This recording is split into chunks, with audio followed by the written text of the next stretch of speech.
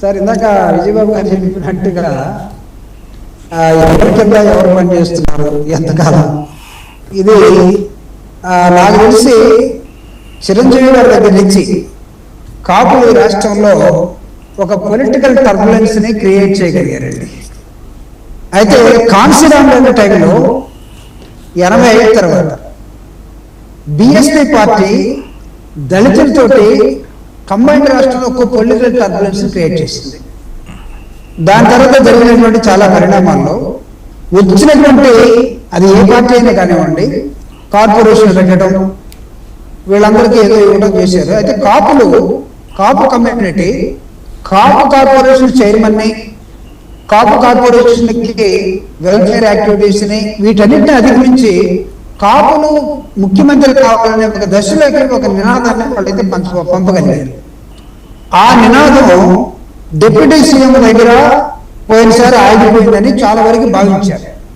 కానీ deputy CM అయిపోయిన తర్వాత అసలు వ్యక్తి రూపం మార్చుకొని వేరే విధంగా బిహేవ్ చేస్తున్న నేపథ్యంలో ఇందాక సర్కాస్టిక్ గా విజయబాబు గారు మాట్లాడింది, కాపులు వాళ్ళనా ఏదైనా మోయాల్సిన పరిస్థితి. మామూలుగా మన దళితులు 120 లక్షల మంది దళితులు ఉండి దానిలో 75 లక్షల మంది ఓటర్స్ ఉన్నటువంటి దళితులు, కాపులు కాదండి ఓటర్స్, కాపులు ఓన్లీ 60 లక్షల ఓటర్సే. దళితులు మాదిగలు ఇద్దరు కలిపి పుట్ టుగెదర్ దాదాపు 68 lakhs ఆఫ్ ఓటర్స్. అది వీళ్ళు ప్రభావం కోల్పోయి ఉంటాం చూడండి. రాజ్యాధికారమో లేకపోతే ముఖ్యమంత్రి పదవిలో సపరేట్ గా దళితులు అడగలేని దశలో ఉన్నారు. కాపులు దాన్ని అధిగమించి మేము ముఖ్యమంత్రి అవుతాం అని చిరంజీవి దగ్గర నుంచి ప్రారంభమైంది. పవన్ కళ్యాణ్ దగ్గర ఎండ్ అవుతా ఉంది. ఎండ్ అవుతున్న నేపథ్యంలో ఖచ్చితంగా కాపులు ఈరోజు ఏం కోరుకుంటున్నారంటే, జగన్మోహన్ రెడ్డి గారి నాయకత్వంలో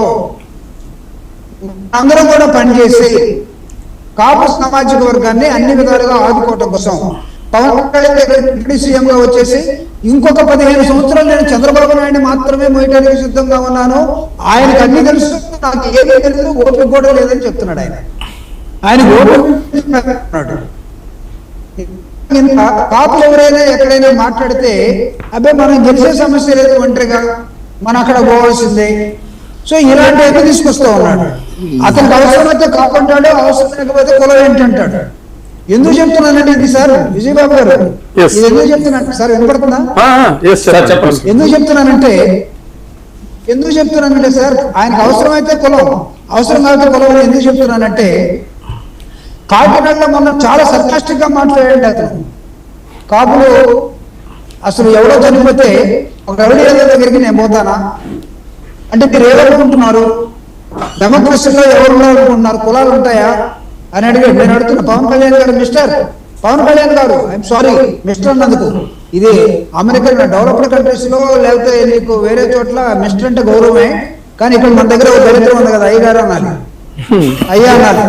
మిస్టర్ పవన్ కళ్యాణ్ గారు, మిస్టర్ పవన్ కళ్యాణ్ గారు, నేను అడుగుతూ ఉన్నా, నీ కులం లేదు ఓకే కొంచెం పక్కన పెడదాం, కానీ సింగపూర్ నుంచి వచ్చినటువంటి చంద్రబాబు నాయుడు గారు హుటాహుటిన పిలిపిస్తే కాపు కులవాడు చనిపోయాడు, కాపు సిఐ కొట్టాడు, కాపు నాయకుడితో మాట్లాడాలని కథ మిమ్మల్ని పిలిపించింది. ఆ మీటింగ్ ఎందుకు అడిగారు? హోమ్ మినిస్టర్ కదా పోవాల్సింది, నాకే సంబంధాలు లేదు అతను ఎందుకు చెప్పలేకపోయారు? అది కాకుండా ఇప్పుడు మీరు కాకినాడలో ఏం మాట్లాడుతున్నారు, ఏం కాపు అయితే రౌడీ